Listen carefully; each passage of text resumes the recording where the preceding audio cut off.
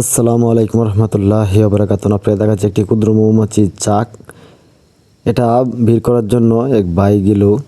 চাকটি কেন বের হয় না? আসলে চাকটি হলো নিজ ভাই, গাছের কুড়োলের উপরে থাকে চাকগুলা, কিন্তু এই চাকটা নিজ ভাই, সেজন্য মাছিগুলো অতি সহজে বের হবে না।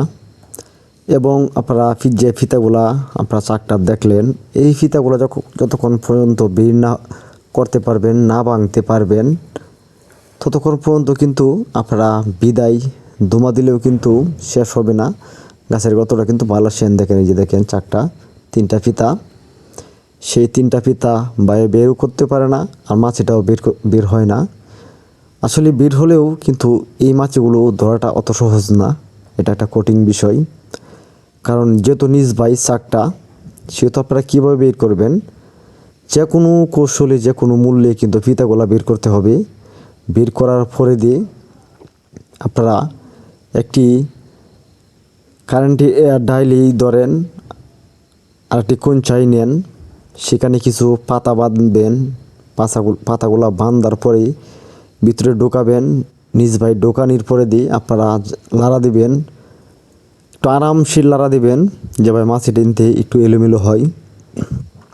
এলোমেলো হওয়ার পরে দিয়ে কিন্তু মাছিটা বের হবে। কারণ নিজ ভাই কিন্তু ধুমা কখনোই যাবে না। আপনারা যেভাবে ধুমা দেন, ধুমা কিন্তু যাবে না। এভাবে কিন্তু পাতা দিয়ে লাড়া দিয়ে মাছিগুলো বের করতে হবে অতি সহজেই, তাহলে বের হয়ে আসবে। কিন্তু যে কোনো মূল্যে কিন্তু আপনার ফিতাগুলো বের করতে হবে।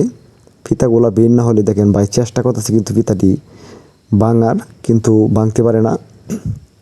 আসলে আমরা হয়তো অনেকের গাছে যাই, গাছটা কাটার জন্য দেয় না, সেজন্য একটু সমস্যা হয়।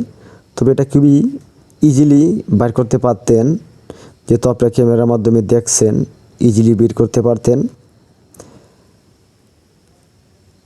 তারপরে দেও আপনারা বের করতে পারতেছেন না।